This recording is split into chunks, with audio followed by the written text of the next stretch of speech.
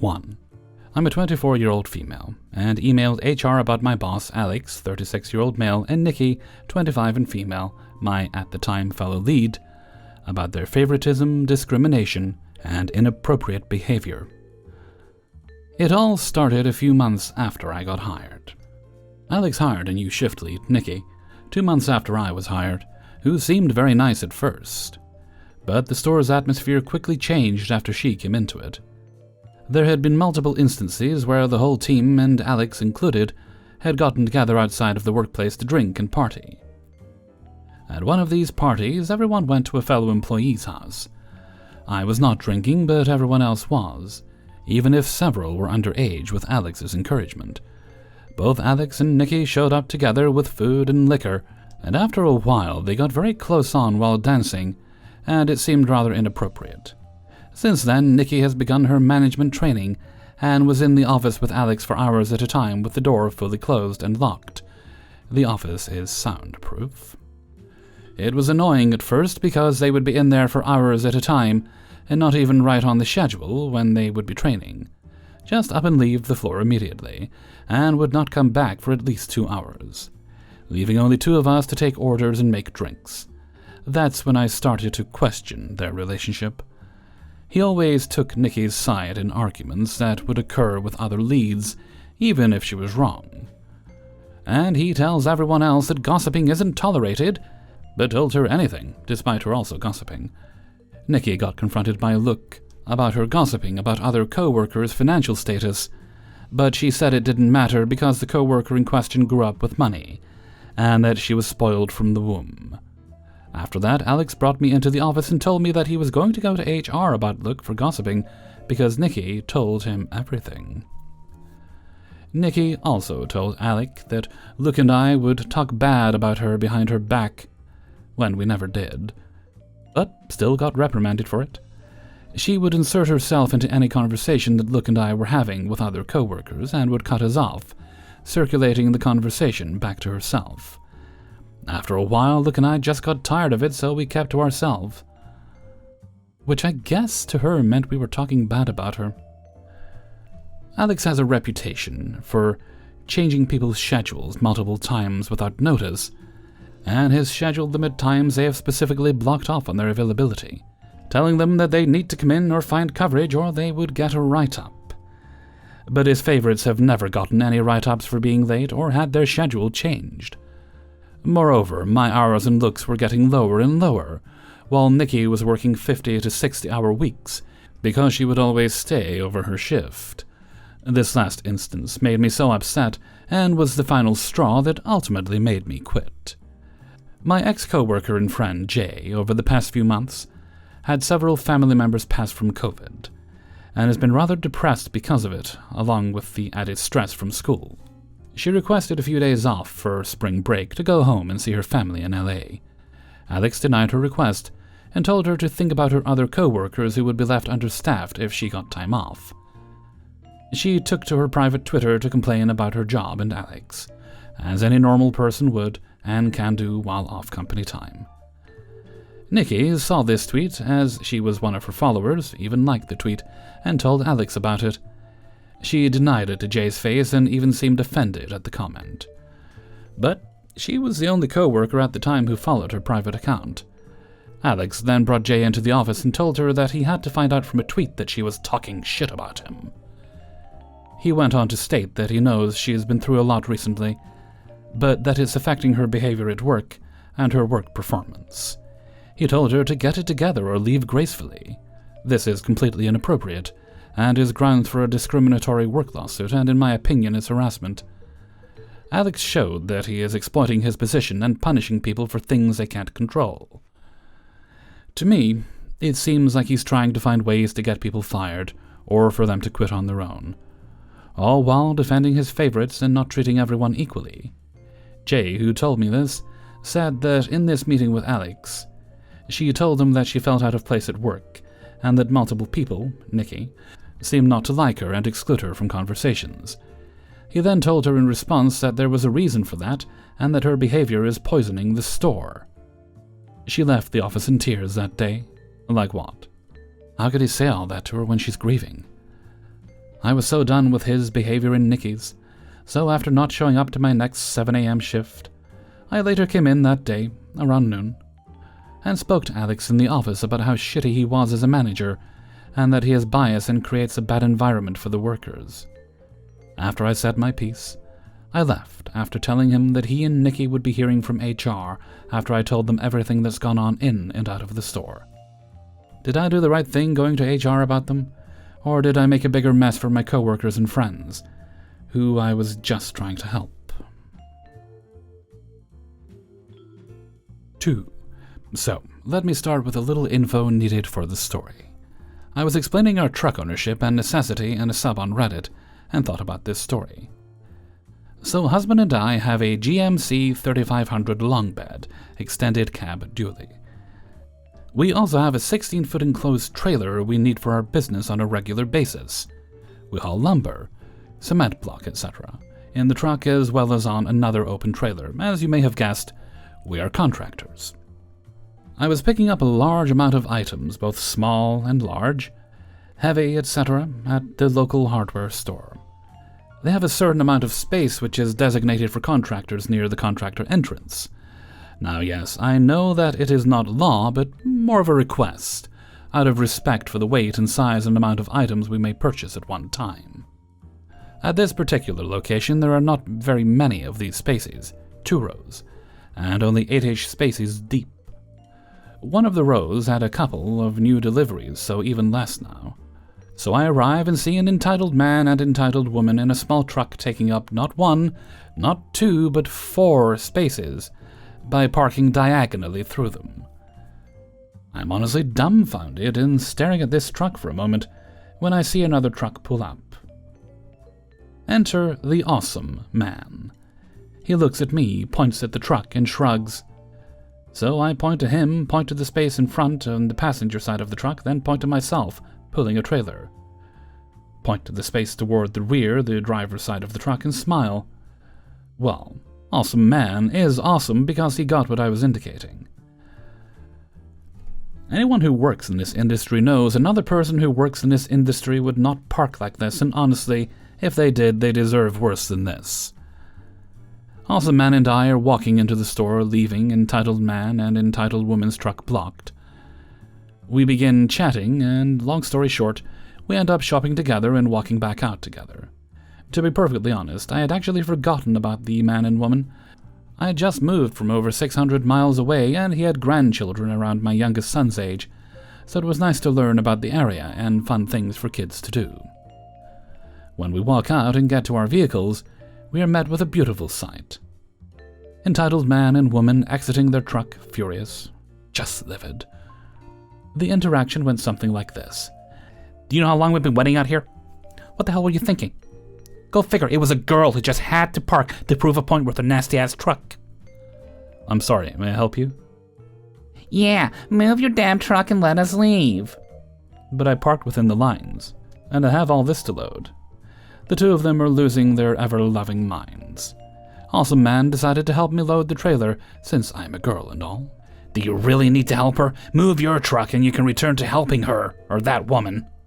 Young man, where I come from, you help ladies, and show them some respect. The entitled man comes closer to the awesome man. Now enter the awesome duo and I. They came to offer whatever support we needed. They are not small men, and they were not having it. I snapped too. The entitled man takes a couple of steps back, but still runs his mouth. The entitled woman sits her happy ass in the truck. We get loaded and leave. The best part is, the entitled man did not come to purchase anything. He was picking up the entitled woman from work. 3. This happened several years ago. I had just gotten divorced and relocated to Atlanta for work. I didn't know a ton of people yet. My BFF and her husband mostly. In the beginning, I was living in someone's basement, working odd theater jobs and just trying to make money where I could so I could move out and up. My friend and her husband have lots of friends and acquaintances from attending comic and fan conventions all over the country. At one point, they were introduced to an older couple, Dick and Jane, who owned a bunch of stand-up video game cabinets that they refurbished and rented, traveling to cons all over the southeast US. They definitely fell into the acquaintance category, but thought they should be much closer to my BFF and her husband, and would regularly invite themselves to participate in functions where the actual friend group was chilling. In reality, they fixed a game cabinet for BFF once, and managed to weasel and guilt their way into an invitation or two, making a big deal if they weren't included. Dick and Jane heard I did a spot of house-sitting, and asked if I'd watch their house and cat for a long weekend while they went to a convention several states away. They lived on the far north side of the city, at least an hour from my place, but offered me around $40 a day to stay. I accepted because the theater gig I happened to be on was downtown anyway, but also being staged in the huge Central Park. I spent a lot of time working outside that week and weekend. The theater has rented out a huge open space in the middle of the park. It rains a lot here during the summer months, so we were battling southern heat, storms, and mud. I did my best not to track anything into the house when I'd return.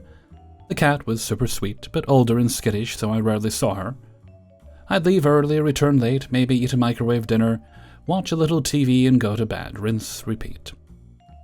I ended up doing a little laundry and taking a shower almost every day because sweat happens. When I went to do laundry, there was a load of towels left in the wash. I re-washed them, dried, and folded them. I swept the kitchen multiple times, cleaned all my dishes as I used them, and generally just tried to leave the house as I'd found it. Dick and Jane texted me multiple times to check in, and they knew all these things and seemed genuinely grateful to have someone taking care of things. The only issue I ran into was that the shower kept getting clogged. I had longer hair at the time and did my best to keep it from going down, but wasn't always successful. I mentioned it to Jane as I was packing up and leaving, and she told me they had a tub shroom, one of those stoppers that catches everything, but needs to be cleaned after every use, basically. I had never seen or used one, so I had no idea what to do. She told me not to worry about it. They'd take care of it when they returned. On their way home, the trailer carrying their game cabinets broke down, so they asked if I'd be available for an extra couple of days while they got it fixed. I didn't have anything more pressing, and they were in a bind, so I agreed. After they'd returned, I got a message from Jane, asking if I'd mowed the lawn. Of course I hadn't. But apparently I'd missed some bits of grass from the park in the bathroom. You could have counted on one hand what I'd left behind. About a week later, I saw Jane post a product review on the Tub Shroom Facebook page. Because, you know, on public Facebook pages, other people on your friends list can see your posts. She specifically mentioned letting your house sitter know that they need to clean the shroom after use. To top it all off, they never even mentioned or offered to pay me for the extra days I stayed, insinuating that the minor cleanup they did made up for the discrepancy. 4. We held our 8 p.m. start time until 8:15 p.m. We don't love starting late, which penalizes the on-time audience, but it's a city and we want to give everyone a chance to get there. Our door staff also doubles as deck crew for this show, so there is no seating once the show starts. At 8:17, a group of latecomers starts pounding on the door. We can hear the pounding, but there's no one to let them in. It sounds like a herd of elephants. The incessant pounding goes on for almost 15 minutes. They eventually give up and go away. The next morning, I noticed a Google message from them at 8:23 p.m. when they were pounding, demanding to be let in. I responded with apologies that they didn't get to see the show. We held the door for 15 minutes. We don't have door staff once the show starts, and we did hear their pounding, that there was no one to let them in, and that it disrupted the show.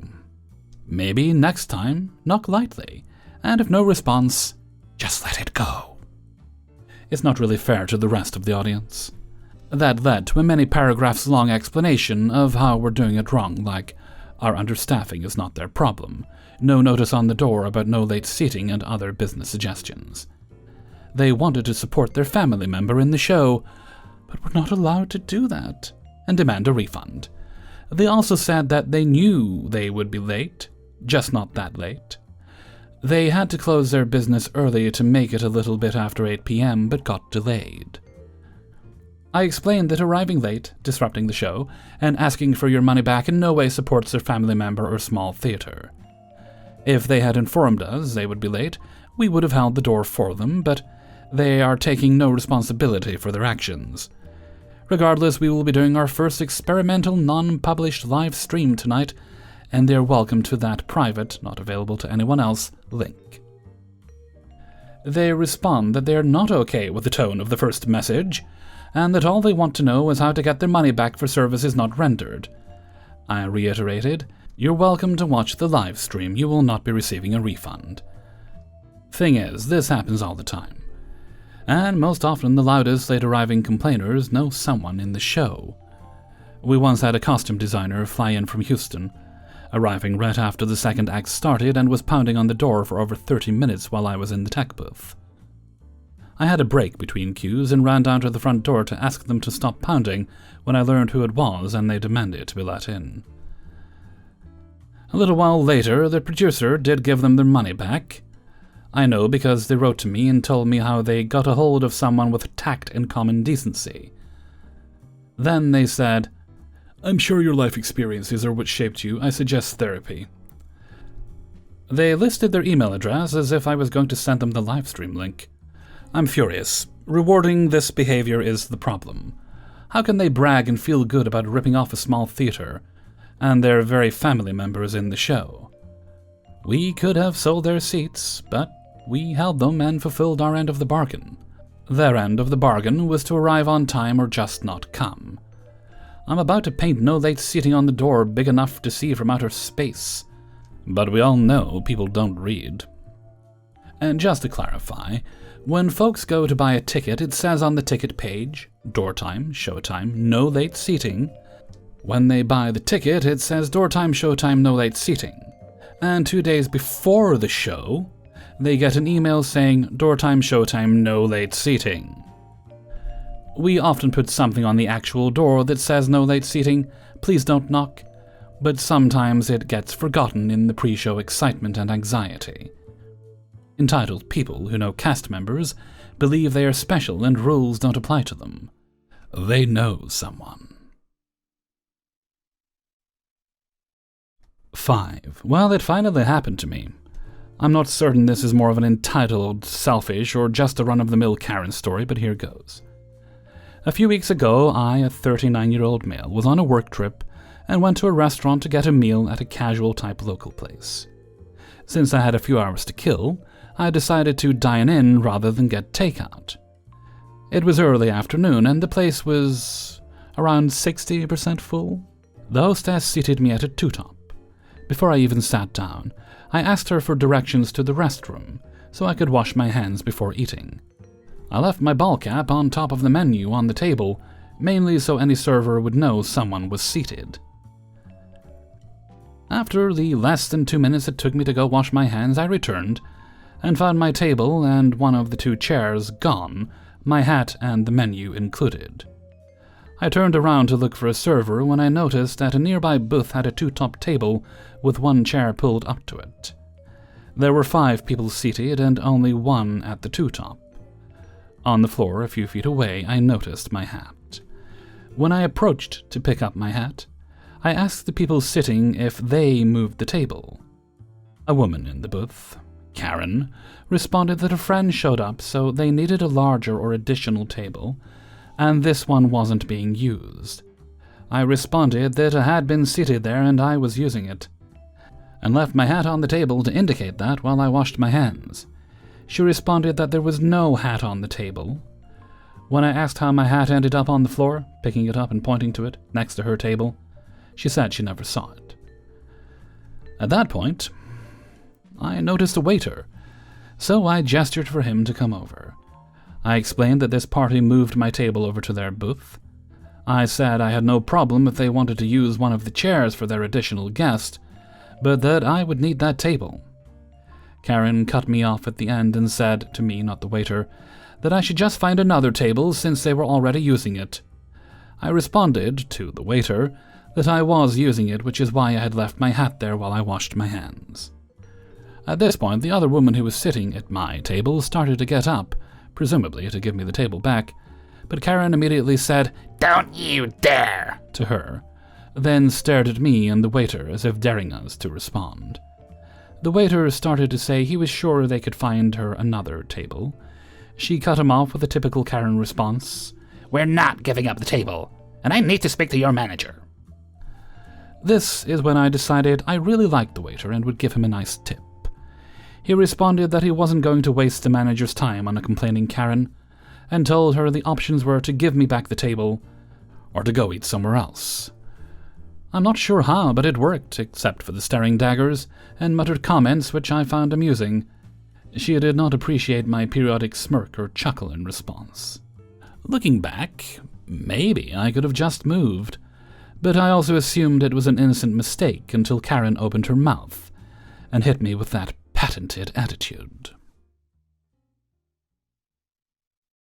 Hey everybody, Hellfreezer here, and thank you very much for listening to Idiots in the Wild, episode 126.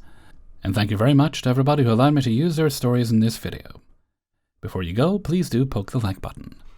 And if you'd like to get the videos a little bit early, then you can support me and the channel through Patreon for as little or as much as you like a month. You can find the link to patreon.com in the description.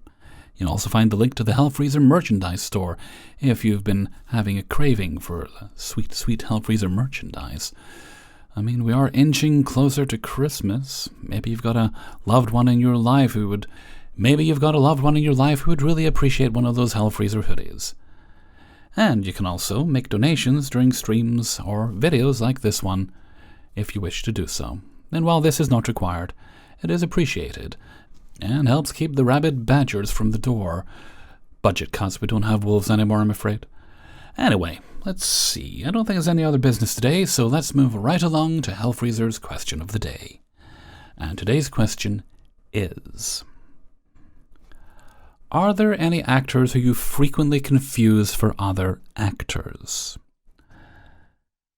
There's a couple for me. Well, there's quite more than a couple, to be honest with you. One is Titus Welliver and John Hannah. Now, they sound nothing alike because one's American, one's very Scottish, but in pictures, when I see pictures, it takes me a sec to realize who's who. Then there's James Remar and Lance Henriksen, very similar looking. And what's the name of the actor? Joseph Turkel, an actor possibly best known for being in The Shining. He played the bartender. He also looked very similar to those guys, and I'm quite sure I mixed him up when I initially watched The Shining. But let me know what you think. Who are some of your celebrity lookalikes who look so much alike? You always have to do a double take. And with that, I'm going to head off for now. So until next time, thank you very much for listening, and take very good care of yourselves.